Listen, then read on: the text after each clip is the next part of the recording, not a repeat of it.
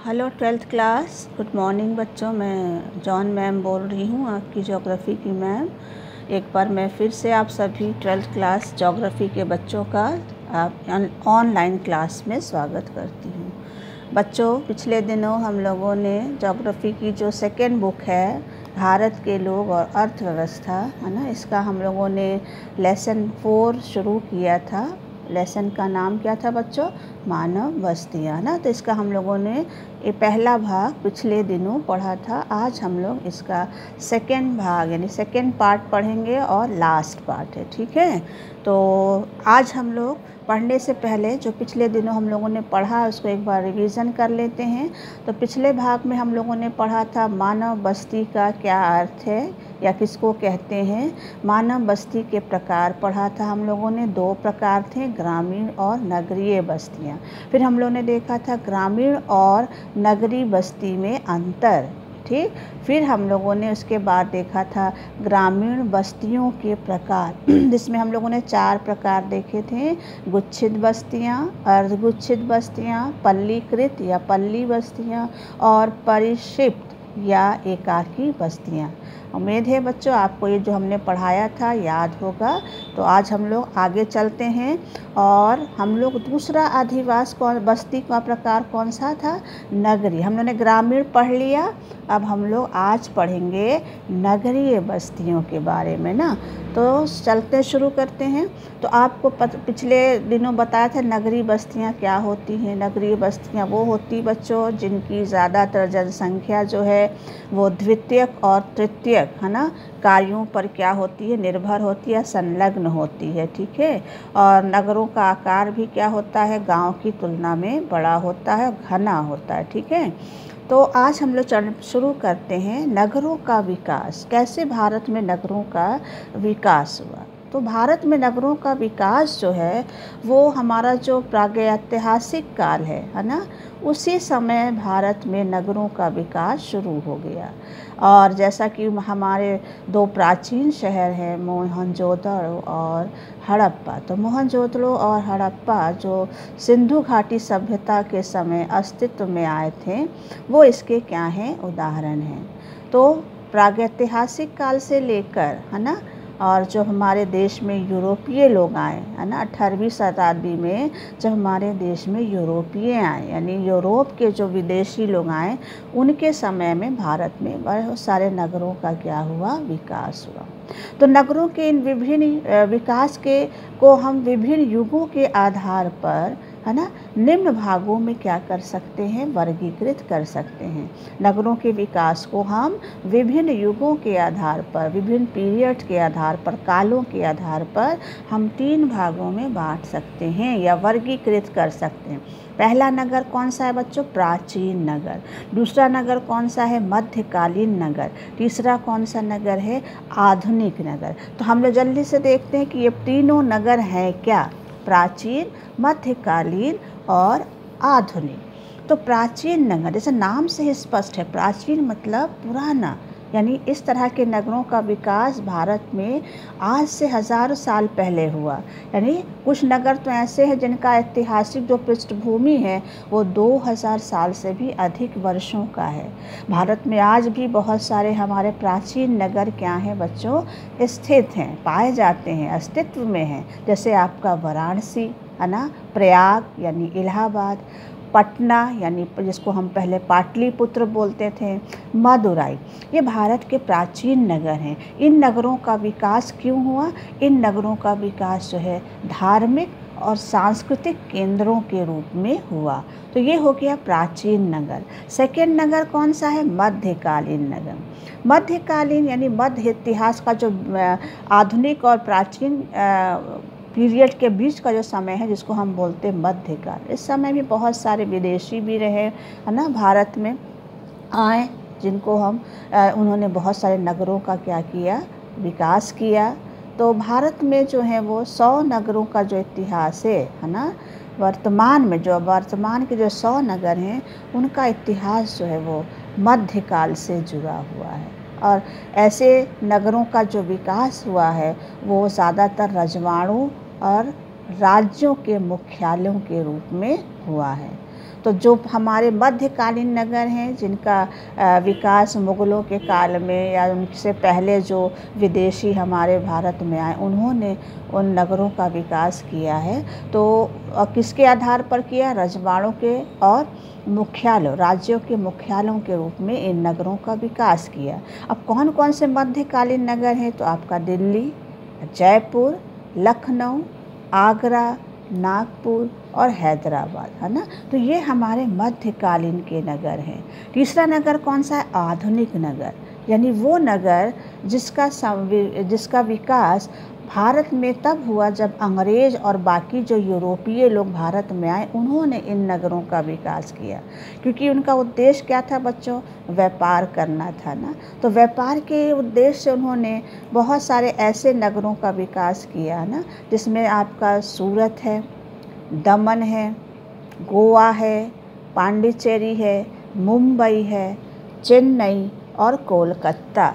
तो आप अगर मैप में देखोगे तो ये है आपका सूरत है ना, दमन, और आपका सूरत, दमन और कोलकाता, ठीक है, और पांडिचेरी, है ना, कोलकाता, और इधर है आपका ये छोटा सा राज्य जिसको हम बोलते हैं गोवा। तो ये वो राज्य हैं, शहर नगर हैं, जिनका विकास अंग्रेज़ों ने या फिर जो यूरोपीय लोग आए, उन्होंने इन नगरों का क्या किया? विकास किया। क्योंकि उनको क्या करना था? व्यापार करना था। तो व्यापार के रूप में उन्होंने समुद्र के किनारे बहुत सारे नगरों का क्या किया? विकास। तो ये सारे समुद्र किनारे, सूरत भी समुद्र के किनारे, दमन भी, और आपका गोवा भी, पांडिचेरी भी, कोलकाता, ठीक है। तो ये 3 आपके कौन से नगर हो गए बच्चों? किसके आधार पर? जो विभिन्न पीरियड या काल या युगों के आधार पर भारत में नगरों का विकास इन 3 पीरियड में हुआ: प्राचीन नगर, मध्यकालीन नगर और आधुनिक नगर, है ना। तो आप सोचिए, आप प्रयागराज और आपका जो वाराणसी है, ये कितने पुराने प्राचीन नगर है जो आज भी अस्तित्व में है। अब चलते हैं नगरों का वर्गीकरण। नगरों का वर्गीकरण हम लोग देखेंगे जनसंख्या के आकार के आधार पर। तो जनसंख्या के आकार के आधार पर नगरों को कई भागों में मुख्य रूप से 6 भागों में बांटा गया है ना। प्रथम वर्ग के, द्वितीय वर्ग के, तृतीय वर्ग के, चतुर्थ वर्ग के। तो हम लोग यहाँ 3 महत्वपूर्ण नगरों के बारे में पढ़ेंगे।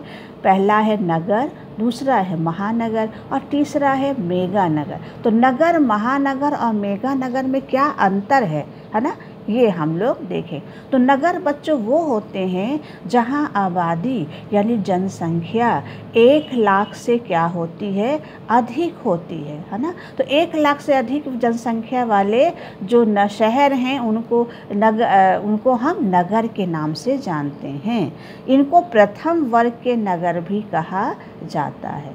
दूसरा कौन सा है? महानगर। महानगर वो नगर होते हैं जहाँ आबादी 10 लाख से 50 लाख के बीच में होती है, उनको हम बोलते हैं महानगर।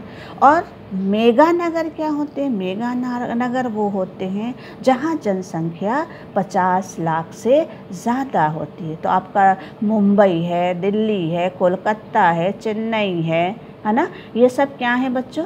आपके मेगा नगर है, क्योंकि यहाँ की आबादी 50 लाख से भी क्या है? ज़्यादा है। तो ये जनसंख्या आकार के आधार पर नगरों का वर्गीकरण किया गया है।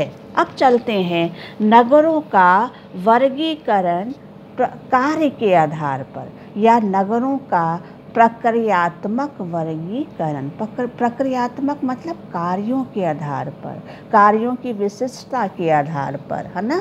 तो कार्यों के आधार पर या प्रकारों के आधार पर भारत के नगरों को मोटे तौर पर निम्नलिखित भागों में वर्गीकृत किया जा सकता है।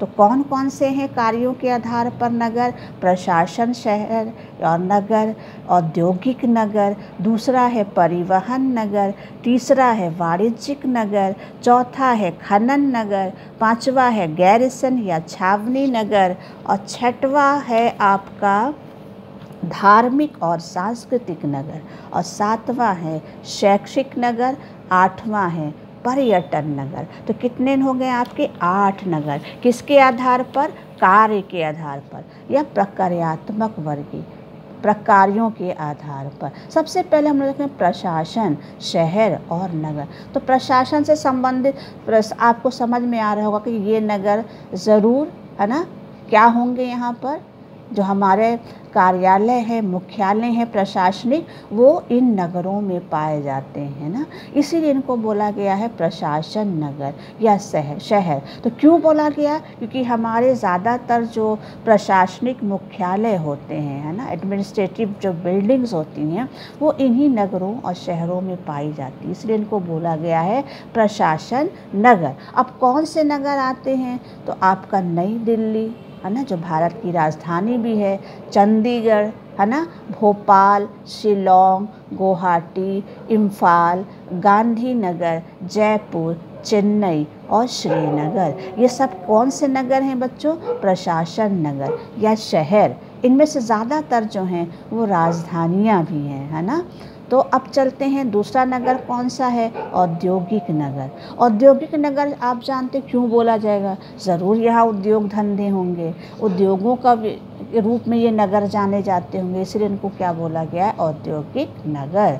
तो वो नगर जो उद्योगों के लिए जाने जाते हैं, जिनका विकास उद्योगों के कारण हुआ है, उनको हम बोलते हैं औद्योगिक नगर। जैसे आपका मुंबई, सेलम, कोयम्बटूर, मोदी नगर, जमशेदपुर, हुगली और भिलाई। तो मुंबई जो महाराष्ट्र की राजधानी भी है, भारत का सबसे बड़ा बंदरगाह भी है और औद्योगिक नगर भी है। सेलम जो तमिलनाडु में है ना, अगर आप मैप में देखोगे तो सेलम यहाँ पर है ना, सेलम, कोयम्बटूर है ना, ये सब क्या है? जमशेदपुर, झारखंड में क्या है बच्चों आपका? जमशेदपुर है ना। भिलाई कहाँ है? छत्तीसगढ़ में है ना। तो भिलाई, जमशेदपुर, मुंबई और आपका ये सेलम, कोयम्बटूर, ये सब क्या है बच्चों? औद्योगिक नगर है। क्यों? क्योंकि यहाँ उद्योग धंधे पाए जाते हैं, उद्योगों के कारण इन नगरों का क्या हुआ है? विकास हुआ है ना।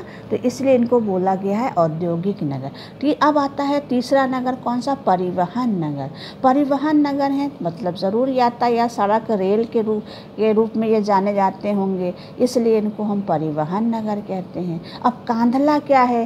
कांधला जो है भारत का, गुजरात का बंदरगाह है यहाँ है ना। तो बंदरगाह है, परिवहन का केंद्र है। कोची भी क्या है? केरल में है। कोची क्या है? ये भी बंदरगाह है। ठीक है। कोझीकोड कहाँ है? कोझीकोड भी आपका केरल में है ना, ये भी समुद्र के किनारे है, कोझीकोड।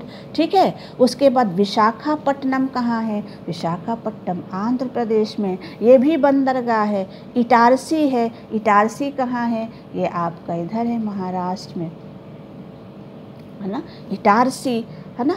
उसके बाद क्या है आपका? धुले या धुलिया, धुले भी कहाँ है बच्चों? महाराष्ट्र में। तो ये सब क्या है बच्चों? परिवहन के क्या हैं? केंद्र हैं है ना। और आपका यूपी में है मुगल सराय। मुगल सराय जो है हमारा रेल मार्गों का बहुत बड़ा केंद्र है। ये बनारस के पास है मुगल सराय। छोटी सी जगह है लेकिन रेल मार्गों का जंक्शन है ये, इसलिए मुगल सराय जो है वो हमारे इंडिया के मानचित्र पर क्या है? प्रसिद्ध है ना, फेमस है मुगल सराय। तो मुगल सराय ये सब क्या है? परिवहन के केंद्र हैं। कोई जल परिवहन का केंद्र है तो कोई रेल परिवहन का क्या है? केंद्र है। तो ये परिवहन के रूप में पहचाने जाते हैं ना, इसलिए इनको परिवहन नगर के अंतर्गत रखा गया है। अब आता है वाणिज्यिक नगर।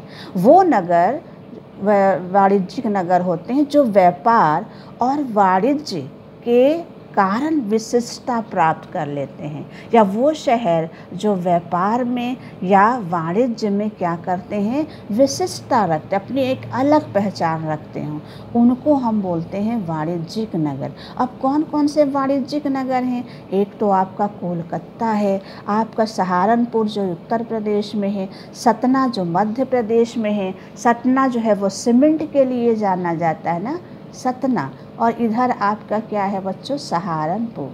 तो सहारनपुर जो है वो अपना यहाँ का फर्नीचर उद्योग बहुत फेमस है। फर्नीचर, यहाँ की वैरायटी है फर्नीचर की ना, तो फर्नीचर के लिए जाना है। यहाँ की फर्नीचर पूरे इंडिया में नहीं, वर्ल्ड में क्या है, फेमस है। तो ये अपनी व्यापार और वाणिज्य में क्या करते हैं, विशिष्टता रहते हैं, अलग पहचान रखते हैं, इसलिए इनको बोला गया है वाणिज्यिक नगर। अब उसके बाद आता है खनन नगर। खनन मतलब वो नगर जहाँ खनिज निकालने का काम होता है, लोहा, कोयला, मैग्नीज, अभ्रक, चूना पत्थर, कोई भी खनिज जहाँ निकाला जाता है उसको हम बोलते हैं खनन नगर। तो भारत में बहुत सारे ऐसे शहर हैं जो खनन नगर के रूप में क्या हुए हैं बच्चों, विकसित हुए हैं। अब कौन कौन से ऐसे नगर हैं जो भारत में खनन नगर के रूप में विकसित हैं, तो वो है आपका पश्चिमी बंगाल का रानीगंज, कोयला की खान है ये। झरिया, ये झारखंड में कोयला की सबसे बड़ी खान है। डिगबोई, ये खनिज तेल यानी पेट्रोल का उत्पादन का सबसे बड़ा केंद्र है, क्षेत्र है असम में।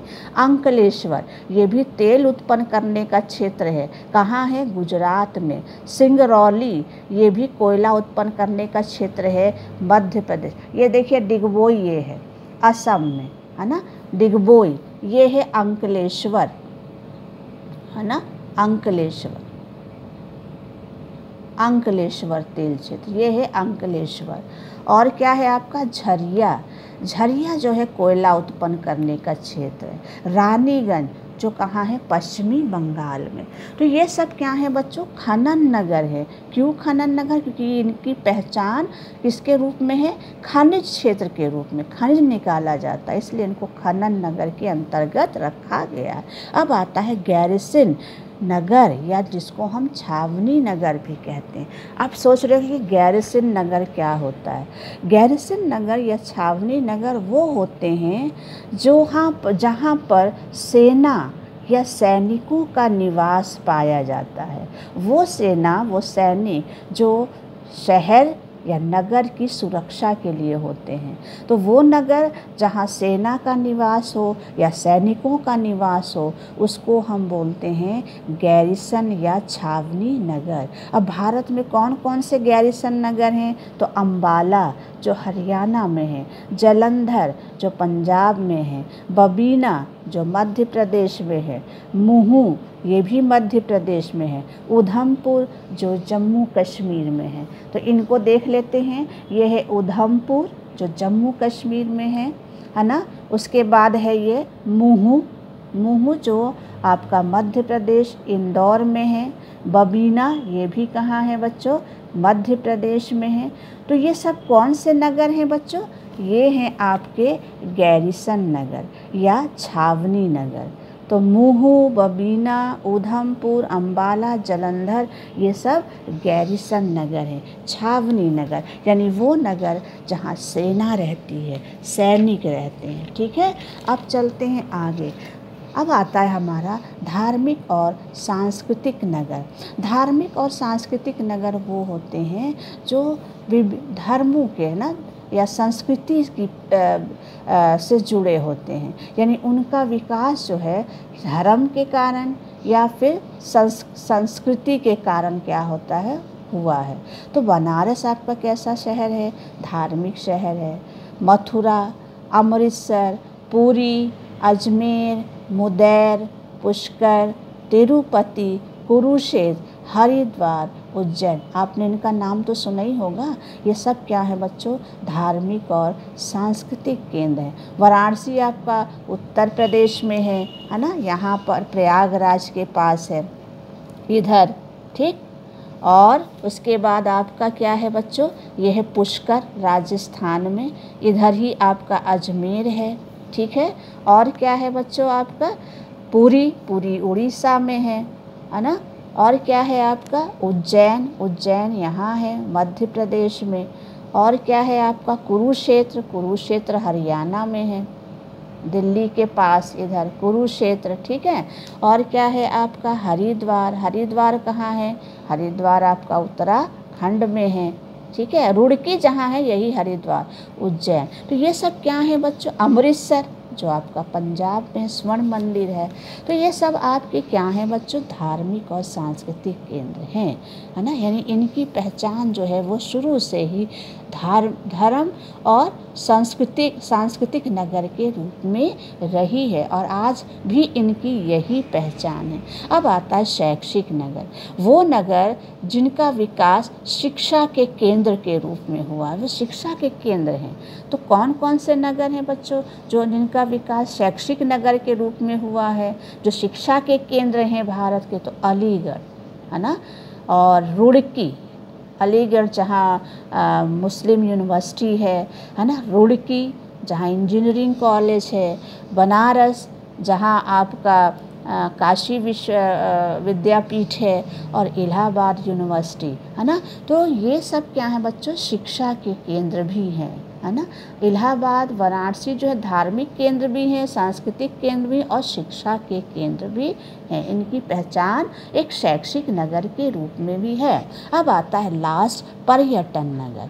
पर्यटन नगर मतलब वो नगर जो अपनी खूबसूरती के कारण, है ना, लोगों को अपनी ओर क्या करते हैं, आकर्षित करते हैं, और इस तरह वो पर्यटन के रूप में क्या हो गए हैं, केंद्र के रूप में विकसित हो गए। अब कौन कौन से नगर हैं भारत में पर्यटन नगर? तो उत्तराखंड में नैनीताल, हिमाचल प्रदेश में शिमला, उत्तराखंड में मसूरी, मध्य प्रदेश में पंचमढ़ी, और आपका तमिलनाडु में उडगमंडलम जिसको हम ऊटी भी बोलते हैं, और राजस्थान में माउंट एवरेस्ट। तो कुछ को हम देख लेते हैं। ये है माउंट एवरेस्ट, माउंट आबू, है ना, राजस्थान में माउंट आबू।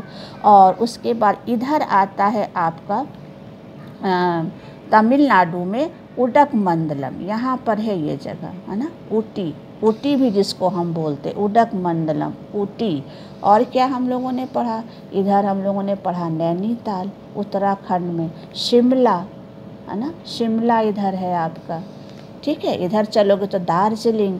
ये सब क्या हैं बच्चों, आपके खूबसूरत पहाड़ी शहर हैं जहाँ की खूबसूरती देश और विदेश लोगों को आपको अपनी ओर क्या करती है, आकर। यह है पंचमढ़ी, मध्य प्रदेश का एक खूबसूरत पहाड़ी शहर। तो ये हैं भारत के कौन से शहर, कौन से नगर, पर्यटन नगर। तो पर्यटन नगर क्यों कहा गया, क्योंकि ये अपनी खूबसूरती के कारण, है ना, लोगों को क्या करते हैं, आकर्षित करते हैं, और इस तरह से ये जो शहर हैं वो पर्यटन केंद्र के रूप में क्या हुए हैं, विकसित हुए हैं। तो ये लेसन बच्चों आज आपका ख़त्म हो गया है, ठीक है। और अगर आपको कुछ समझ में ना, उम्मीद है समझ में आ गया होगा, अगर नहीं समझ में आया हो तो मुझसे आप पूछ सकते हैं। तो आज का चौथा लेसन जो आपका था ग्रामीण और आधे मानव बस्तियाँ वाला, वो ख़त्म हो गया, ठीक है। तो होमवर्क में दे रही हूँ, ये आपकी बुक से ही होमवर्क है, इसको ज़रूर से कर लीजिएगा, ठीक है। नोट्स बच्चों जो मैं देती हूँ इसको इतना ज़रूरी नहीं है, आप क्वेश्चन को सॉल्व करा करिए, ठीक है। कुछ बच्चे नोट्स जो मैं वीडियो में देती हूँ उसको भी अपनी कॉपी में उतार देते हैं, तो वो तो आपका टाइम वेस्ट होगा। आपके पास बुक है ना, या बुक ले लीजिएगा जब कॉलेज खुलेगा तब, ठीक है। तो पहला क्वेश्चन है बहुविकल्पीय, निम्नलिखित में से कौन सा नगर नदी तट पर स्थित नहीं है? पहला है आगरा, दूसरा भोपाल, तीसरा पटना और चौथा है कोलकाता, है ना। तो आपका भोपाल इसका आंसर होगा ना, भोपाल जो है वो किसी नदी के तट पर नहीं है। दूसरा है निम्नलिखित में से नगरों का कौन सा वर्ग अपने पदानुक्रम के अनुसार क्रमबद्ध है? तो यहाँ 4 ऑप्शन हैं, तो इसमें आपको क्रम देखना है कि एक के बाद दूसरा कौन सा क्रम आएगा। तो इसमें घा वाला है, बृहद मुंबई, कोलकाता, दिल्ली और चेन्नई। अब 30 शब्दों वाला उत्तर दीजिए। तो 30 शब्द में 2 प्रश्न दिए हैं मैंने। पहला है गैरिसन नगर क्या होते हैं, उनका क्या प्रकार्य होता है, और दूसरा है महानगर क्या होते हैं, ये नगरीय संकुलों से किस प्रकार भिन्न होते हैं। तो बच्चों आज के वीडियो में यहीं तक, बहुत बहुत थैंक्स।